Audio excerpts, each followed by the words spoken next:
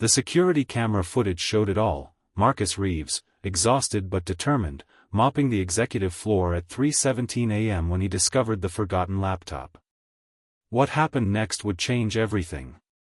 But no one could have predicted the billionaire CEO would arrive at Marcus's doorstep just hours later, or that this chance encounter would transform both their lives forever. If you're enjoying this incredible true story of perseverance and unexpected kindness, please hit that like button and subscribe to our channel for more life-changing stories that remind us of the power of human connection. Marcus Reeves stared at the stack of bills spread across his kitchen table, the red "Final Notice" stamp seeming to pulse in the dim light of his small apartment. Outside, the Chicago wind howled against the windows, matching the storm brewing inside him.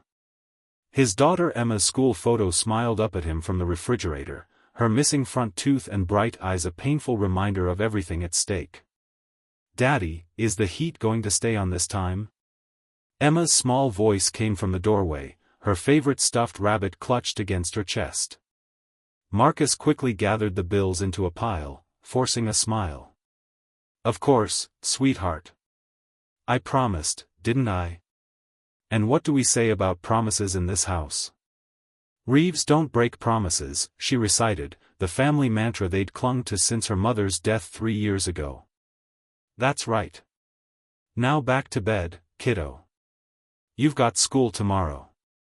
After tucking Emma in for the second time that night, Marcus returned to the kitchen and the impossible math of his finances. The medical bills from Sarah's cancer treatments had drained their savings, and his job at the auto shop barely covered rent. The child support from his ex-wife for their son Jaden, who stayed with them on weekends, had stopped coming months ago. His phone buzzed with a text from Mrs. Hernandez next door, their elderly neighbor who watched Emma when Marcus worked late. "Don't forget I'm visiting my sister this weekend. Hope you found someone to watch Emma." Marcus pressed his palms against his eyes. He hadn't found anyone, couldn't afford a babysitter, and his usual backup plans had fallen through. Without childcare, he couldn't take extra shifts at the garage. Without extra shifts, he couldn't pay the heating bill. The vicious cycle threatened to pull him under. Out of desperation, he opened his job search app one more time. Most listings required daytime hours or experience he didn't have. But one posting caught his eye: night janitor, Archer Industries downtown office, immediate start, $22 per hour. The pay was nearly double what he made at the garage. The hours, 11 p.m. to 7 a.m., would be brutal, but Emma would be asleep most of that time. If he could find someone for just a few hours in the morning before school. His finger hovered over the "Apply" button. The listing had been up for weeks, which seemed strange for such good pay. There had to be a catch. The reviews for the cleaning company were mixed at best, with complaints about the demanding nature of the corporate clients. But what choice did he have? Marcus hit apply, attached his sparse resume, and sent a brief, honest message: "Single father of 2, hard worker, desperately needs this opportunity. Available to start immediately." To his surprise, his phone rang less than 5 minutes later. "Mr. Reeves? This is Sandra from Elite Cleaning Services. Are you available for an interview tomorrow morning?" By the next evening, Marcus had the job. The catch became clear during orientation: Archer Industries' executive floor had gone through 6 janitors in the past month. The company's founder and CEO, Alexander Archer, was notoriously demanding, often working through the night and berating any cleaning staff who disturbed him. The floor required meticulous attention to detail, with strict protocols about which areas could be cleaned when. "Most people quit after the first week," Sandra explained bluntly. "Mr. Archer has high standards. But if you can stick it out, the pay is good, and there's a bonus after 90 days. Marcus thought of Emma's smile, of the heating bill, of Jaden's upcoming school trip he couldn't afford. "I'll take it." The first night nearly broke him.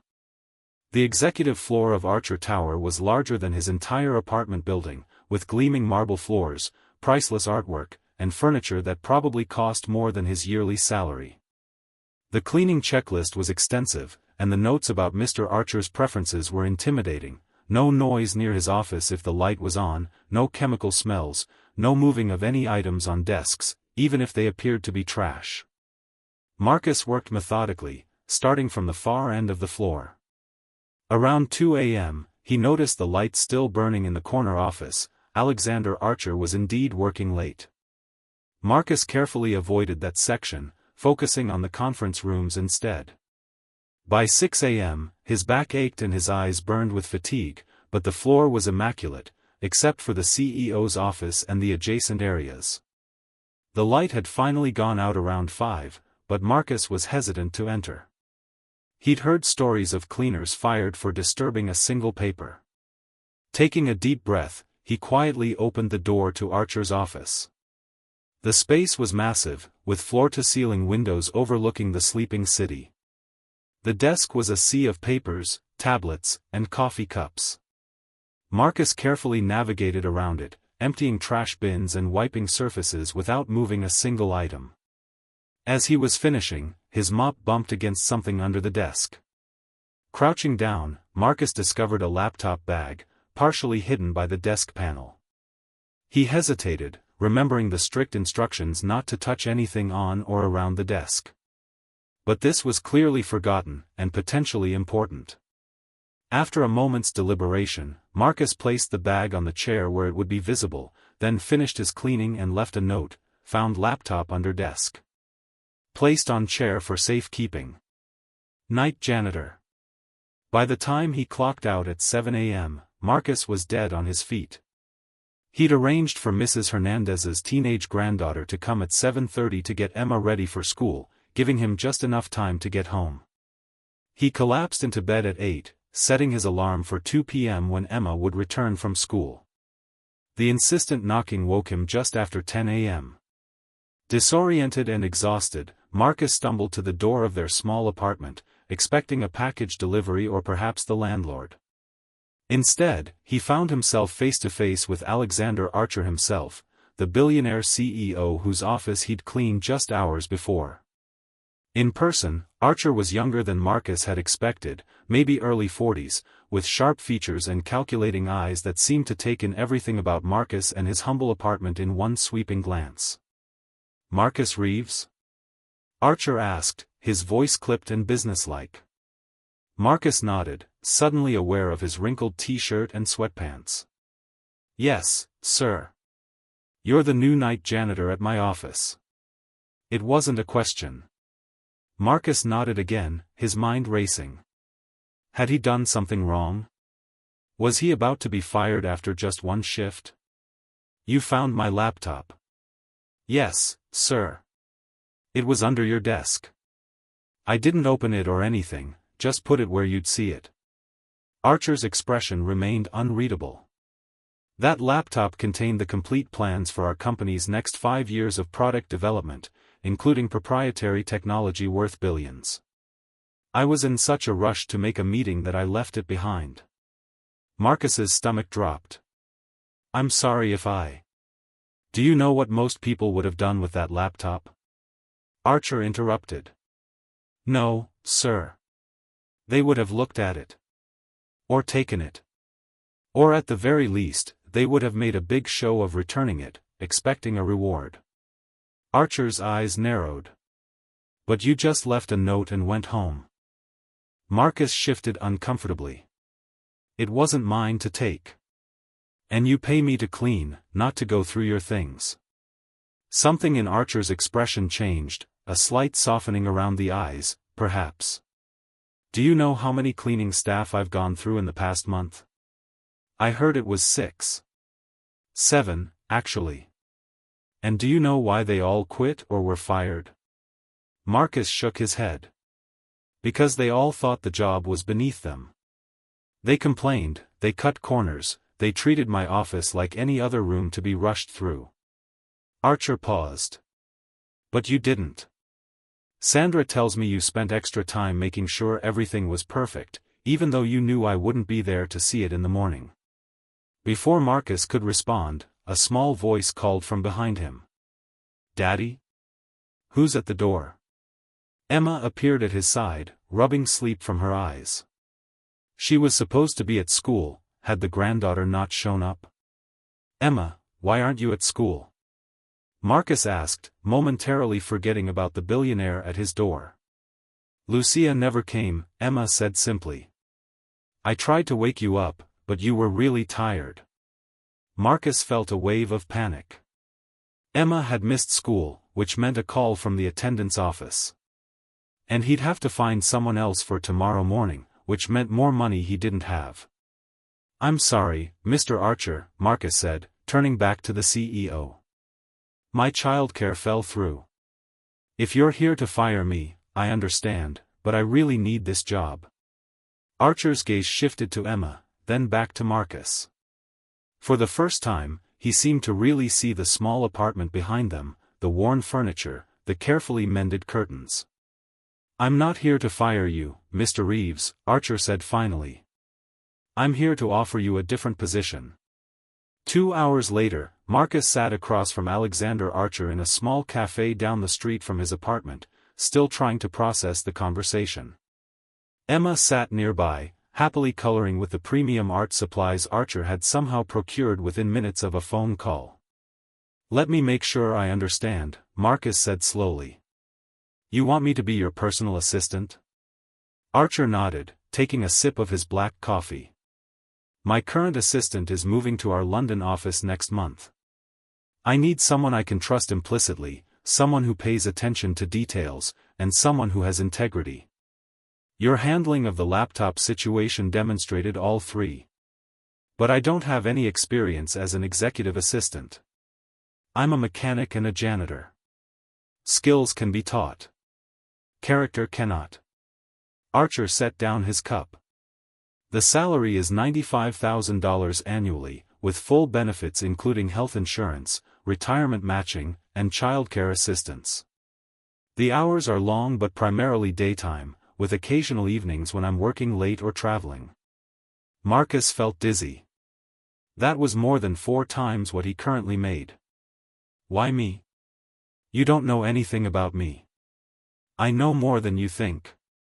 Archer slid a folder across the table. After you found my laptop, I had my security team run a background check. Former Marine, honorable discharge. Mechanic with excellent reviews from customers. Widower raising a daughter alone. Ex-wife with addiction issues who's currently not in the picture for your son. No criminal record. Mounting medical debt from your late wife's cancer treatments. Marcus stiffened.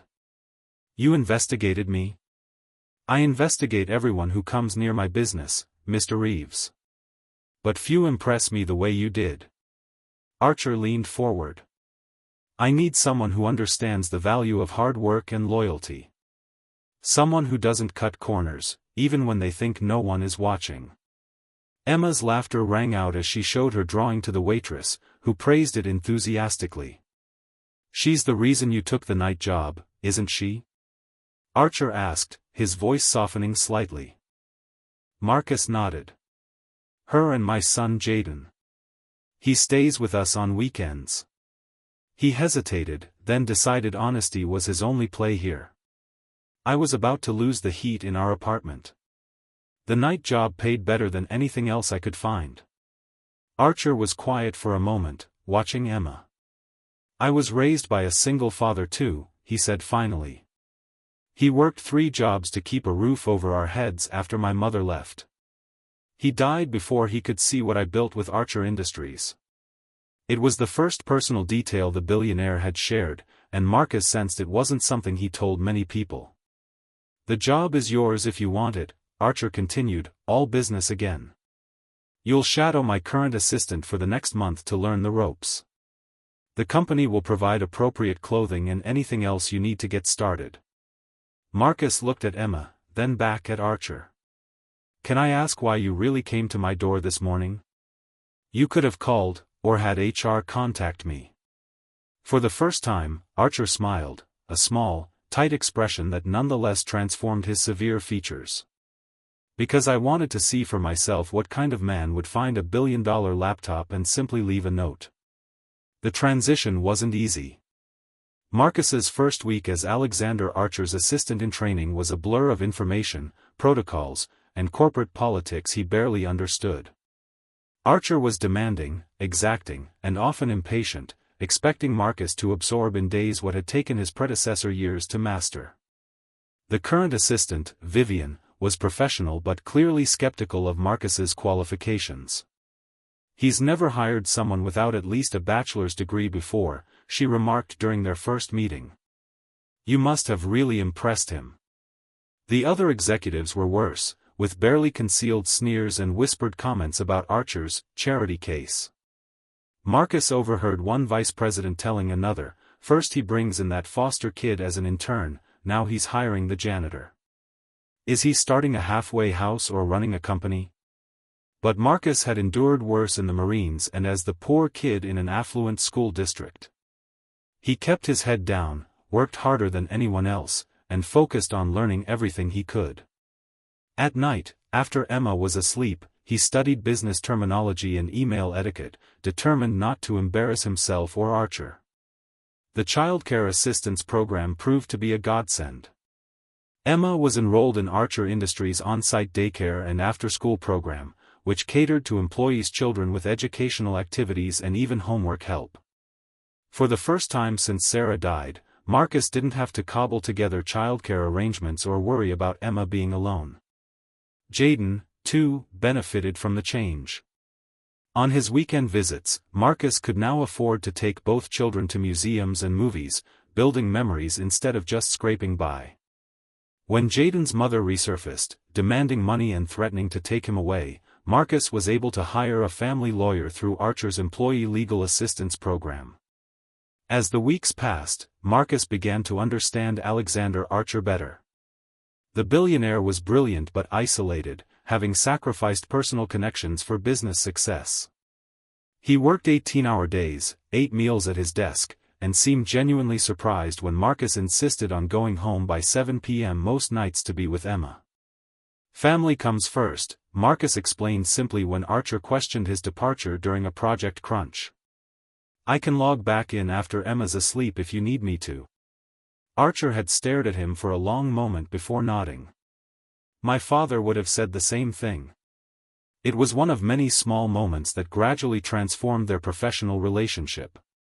Marcus learned to anticipate Archer's needs, from having specific reports ready before meetings to knowing when to reschedule appointments because the CEO was too deep in creative work to be interrupted. In turn, Archer began to trust Marcus with more than just administrative tasks. He asked for Marcus's opinion on practical matters, how a new product might be received by average consumers, whether a marketing campaign felt authentic or forced.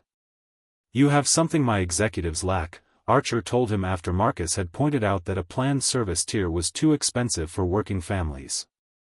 "You understand the real world, not just spreadsheets and profit margins." Marcus was no longer shadowing Vivian but working directly with Archer. His salary had paid off the medical bills, and he'd moved Emma to a better apartment in a safer neighborhood with good schools. Life was finally stabilizing. Then came the day that tested everything. Marcus arrived at the office early, as usual, to prepare for Archer's 8 a.m. meeting with international investors. The presentation was ready, the conference room arranged, and coffee service ordered. But at 7:45, his phone rang, Emma's school. "Mr. Reeves, Emma has had an accident in gym class. The nurse thinks her arm might be broken. We need you to come right away." Marcus's heart raced. The investor meeting was crucial. Archer had been preparing for weeks, and millions of dollars were at stake. But Emma needed him. He quickly dialed Archer's private line. "Sir, I have an emergency. Emma's hurt at school, possibly a broken arm. I need to go to her right now." There was a pause on the line. "The Singapore investors will be here in 15 minutes. "I know, sir. Everything's ready in the Maple conference room. The presentation is loaded, and I've left notes on your desk about each investor's interests." Marcus was already grabbing his coat. "I'm sorry, but I have to go." Another pause, longer this time.